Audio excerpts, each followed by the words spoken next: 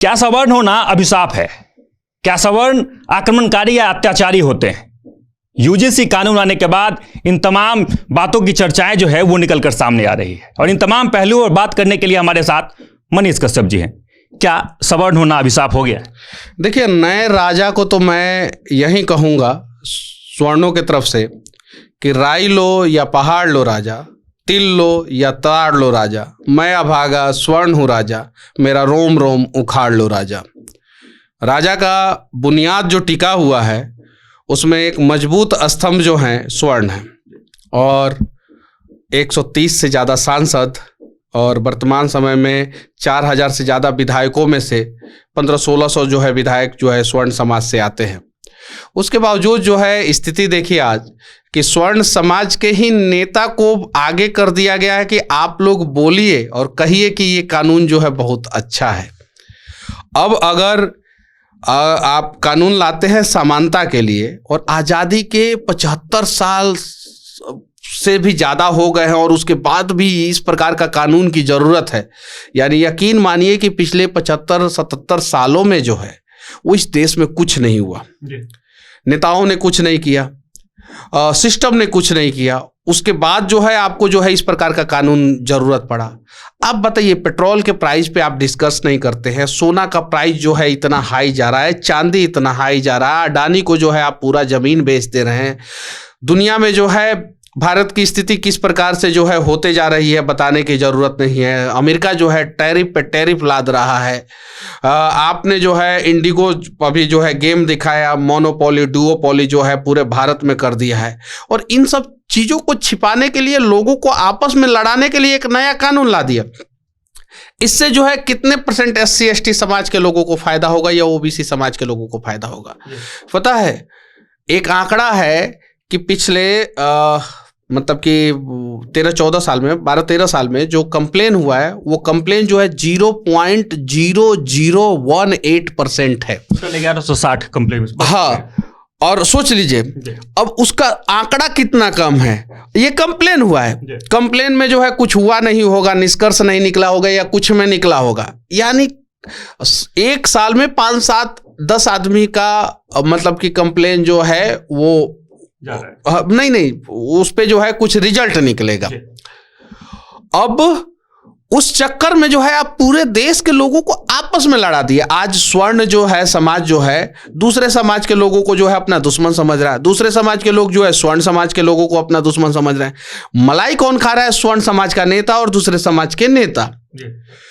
इसीलिए एक बार जंगल में आग लगा था, तो एक चिड़िया था, वो जो है अपने चोंच से जो है पानी लेके आ रहा था और जंगल के आग को बुझाने का प्रयास कर रहा था। तब तक एक हाथी आया और बोला कि अरे मूर्ख चिड़िया, तो तुम्हारे चोंच से लाए हुए पानी से क्या इस जंगल का आग बुझ सकता है?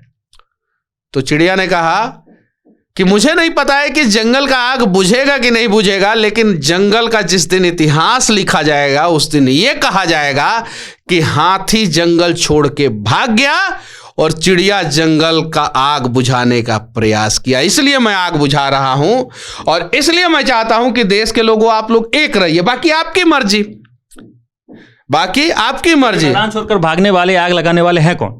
देखिए, आग लगाने वाले लोग वो लोग हैं जो इस प्रकार के जो है कानून ला रहे हैं।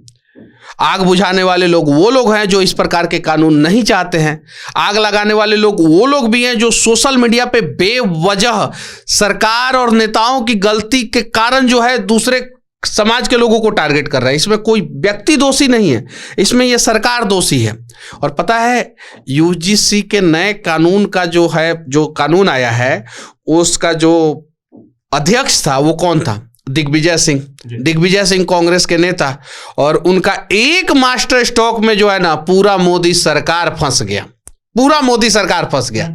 अब देखिए आगे क्या होता है। लेकिन मैं फिर से कहना चाहता हूं कि भैया, अखंड भारत की बात करते थे ना आप, भारत को विश्व गुरु बनाने की बात करते थे ना, ये कहां ला दिए भारत को कि लोग आपस में ही लड़ना शुरू कर दिए। अभी तो सोशल मीडिया पे देखने को मिल रहा है। आप जरा बताइए, ये कहीं नहीं तो कहीं गलत है, और इस तरीके से जो है आप भारत को विश्व गुरु नहीं बना सकते हैं। पहले हिंदू मुस्लिम, अब जातियों की लड़ाई, और कई सारे बुद्धिजीवी वर्ग के भी लोग ये पोस्ट कर रहे हैं कि ये नियम एकदम सही है।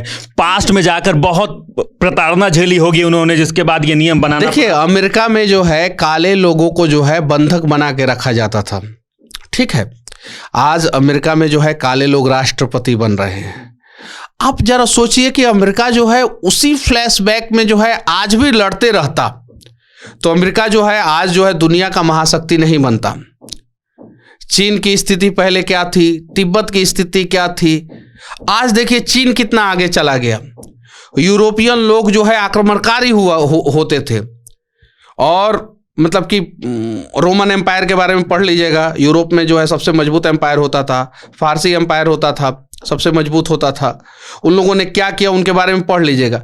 आज उसी चीज को लेके जो है यूरोपियन यूनियन के देश आपस में लड़ रहे होते तो शायद जो है यूरोप इतना आगे नहीं जाता।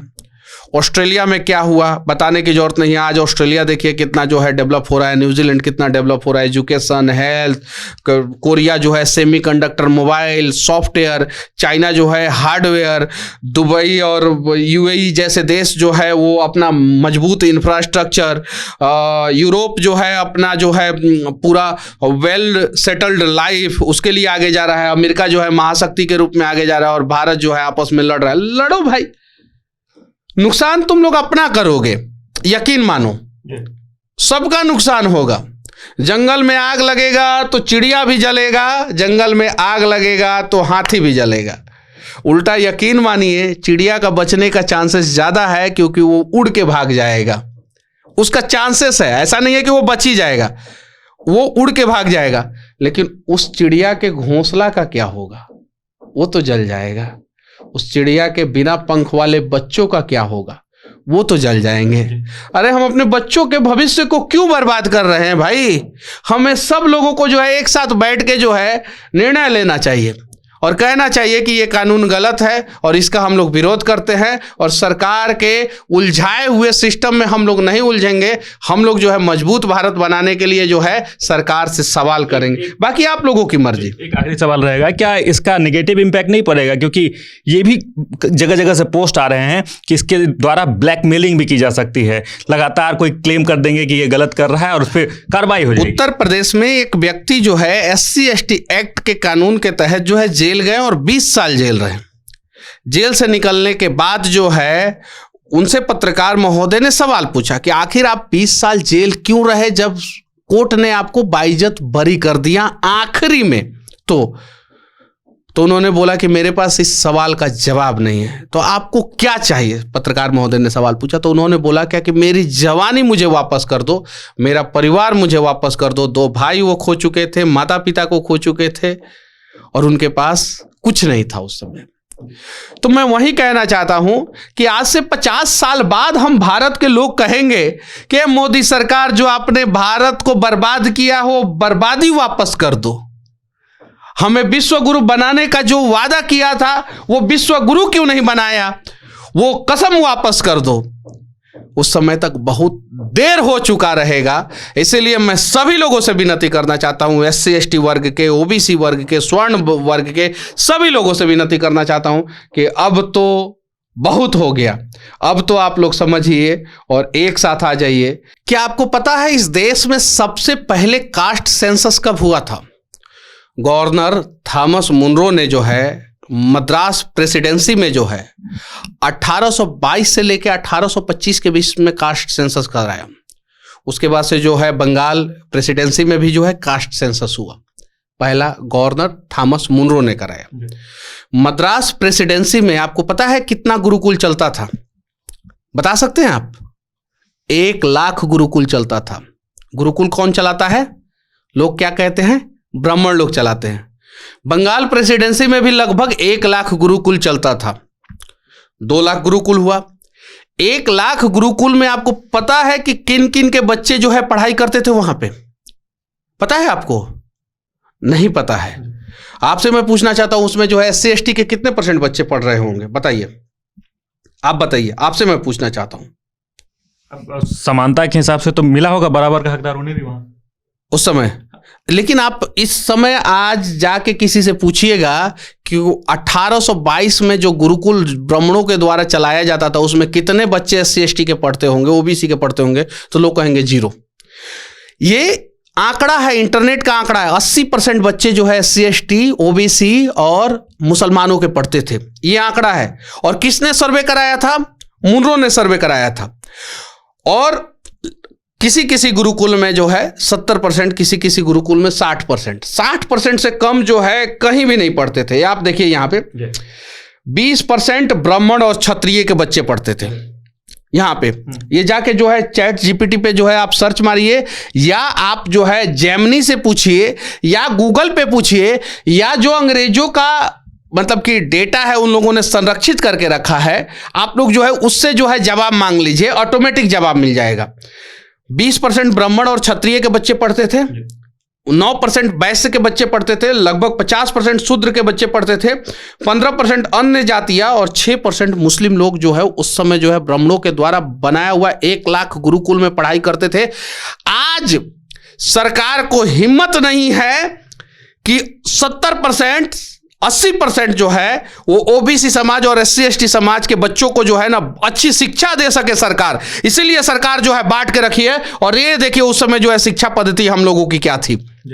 हम लोगों को जो है अंग्रेजों ने और मुगलों ने जो है बर्बाद किया, और उससे ज्यादा बर्बाद जो है वर्तमान जो है अंग्रेजों के द्वारा छोड़े हुए सिपाही जो है कर रहे हैं। और इसको समझने का आप लोग प्रयास नहीं कर रहे हैं तो 50 साल बाद वहीं जब भारत का इतिहास लिखा जाएगा तो यकीन मानिए आप भारत को आगे ले जाने वालों में से खड़े होने चाहते हैं कि भारत को पीछे खींचने वालों में से खड़े होने चाहते हैं। आप जो है भारत को एक बनाने वालों में से खड़े होना चाहते हैं कि भारत को तोड़ने वालों में से खड़े होने चाहते हैं। निर्णय आपको करना है। जय हिंद।